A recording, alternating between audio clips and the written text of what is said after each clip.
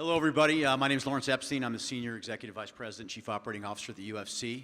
Incredibly happy to be here on this historic night, just an incredible main event. Before we get started, I want to thank a few people and organizations. First of all, I want to thank the Marvel Stadium that hosted this event here in Melbourne. An incredible facility, and the team here was first class. So happy to be back here. Also, I want to thank our partners from the sports ministry, Martin Pakula, and of course Visit Victoria Chairman Peter Bingaman. Without Visit Vic, we would absolutely not be here, and we couldn't be prouder to be partnered with them. Historic event here tonight in Melbourne.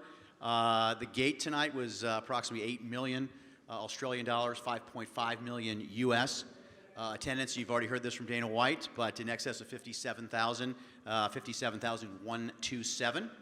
And as far as the bonuses, I think everyone can probably guess fight of the night was Malarkey versus Riddell. That was incredible. And of course, the performance of the night, we had De Castro and of course Israel Adesanya with an incredible win. I'll be happy to take a couple of questions if you got them. Yeah, the attendance, not to be a downer, it looked there were some empty seats in there tonight. I don't remember seeing those as much in the Rousey Holm fight. Is the 57,000, is that verified?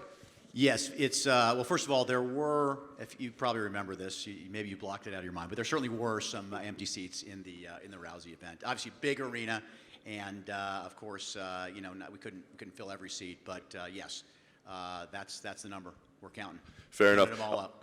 I wanted to ask you about the entrance, just the decision tonight to have Israel, have that entrance that he had. Typically that's not something we see in a UFC event. So I'm curious what kind of discussions were had behind the scenes, concerns for his well-being on the way to the cage, and to come to that decision that, yeah, we're going to let this guy do this.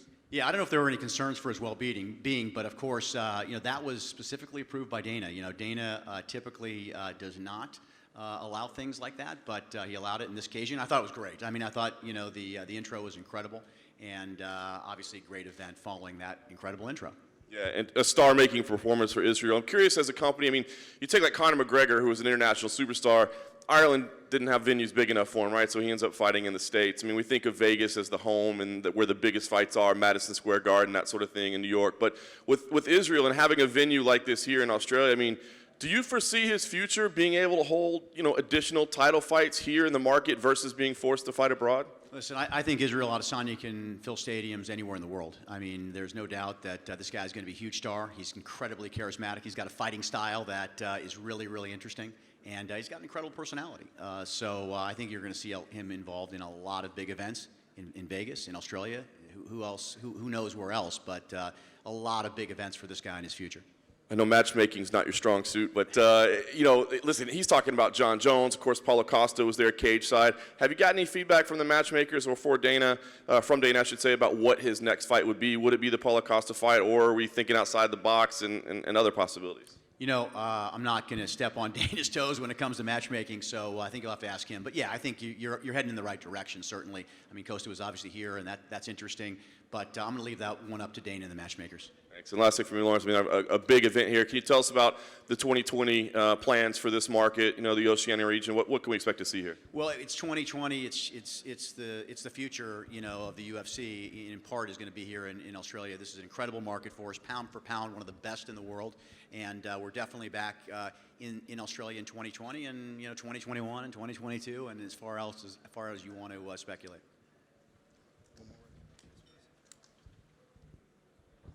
Just to talk a little bit about what John was bringing up, just in terms of New Zealand, Dan Hooker, obviously a big name for quite some time in New Zealand, but do you believe a guy like, obviously Israel's the champion, but do you believe a guy like Dan Hooker could himself potentially headline a fight night card in New Zealand sometime in 2020? I mean, absolutely. I mean, take a look at Israel Adesanya. I mean, only been in the UFC for a relatively short period of time. He's now a champion, and we're talking about, more stadium shows in the future. Obviously, he just did one, headline one today. So, I mean, the answer is, of course, and great win for Hooker tonight.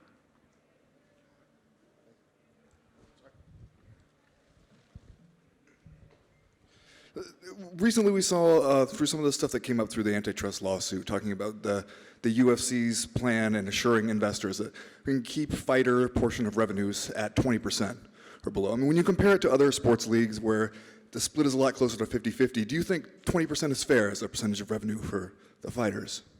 You know, I'd really love to answer that question, but, you know, unfortunately we're involved in this lawsuit, and, you know, the lawyers who run this case have asked that they be the only ones that comment on it, but got some great answers for you. Unfortunately, not at privy to give them to you right now. So when the lawsuit's over, we could expect those answers? You know, when the lawyers say it's cool for me to talk about it, but trust me, I'm eager to talk about it and answer that question. I could spend about 30 minutes explaining to you a lot of things about it, but unfortunately I'm not in a position to do that. Thank you. Yeah, hi there. First of all, just confirming that is a UFC world record crowd, correct? I believe it is, yes. Yeah, nice. What do you think the future is for Robert Whittaker now? Well, you heard it from him. I mean, he's not going away. You know, he was a great champion, a great representative for Australia, a great representative for the sport and for the UFC. So you heard it from him. He's not going away. I said I'll leave that one up to Dana and the matchmakers, and of course Robert and his team to decide, you know, what are his next moves in the UFC. Thank you. Thank you, Lawrence. Thank you, guys. Appreciate it.